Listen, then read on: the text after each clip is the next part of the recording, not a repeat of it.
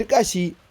A wannan karo ruguje-rugujen da ake a jihar Kano hada injiniya Rabi Musa Kwankwaso wato dai mai gida da kansa ya zo akan wannan maganar ruguje-ruguje da ake yi. Yanzu ya sa hannu a wani ruguje wani katon guri da aka yi.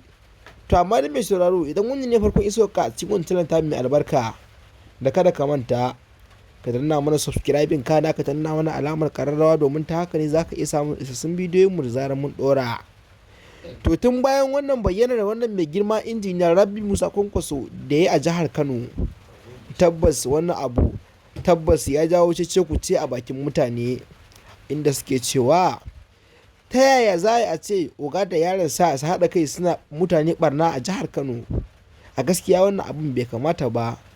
To tun bayan jin wannan magana da mutane suke ta yi tabbas injiniya Rabi Musa Kwankwaso hakan ya ƙara bashi zafin nama da kuma ƙara mai ƙwazon aiki wajen ci gaba da ruguje-ruguje gidaje a jihar Kano. Amma Dr. Abdullahi Umar Ganduje shi fa ya ce ko a jikinsa saboda ya ce idan kaza ta haifi ɗanta to tun kafin ta haife can za ta wular da shi. To kun dai wannan hausa da Dr. Abdullahi Umar Ganduje ya yi.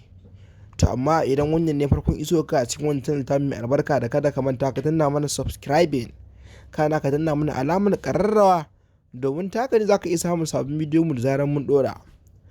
To mai saurare ka ci gaba da kasancewa da wani channel mai albarka mai suna Fresh TV 24 domin samun labarai da mudumin su.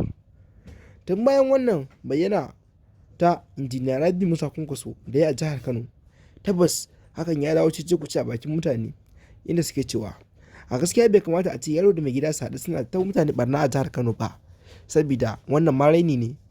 Sun zo sun raina garin da yake da albarka sannan kuma sun raina a garin da yake da manya-manyan mutane inda suke cewa a gaskiya wannan abin ma da suke yi amma wuce na ilimi ya dawo jahilci typical. To bai sauraro kai dai kasance da mu a koda yaushe a duk inda kake a faɗin Najeriya duniya baki ɗaya.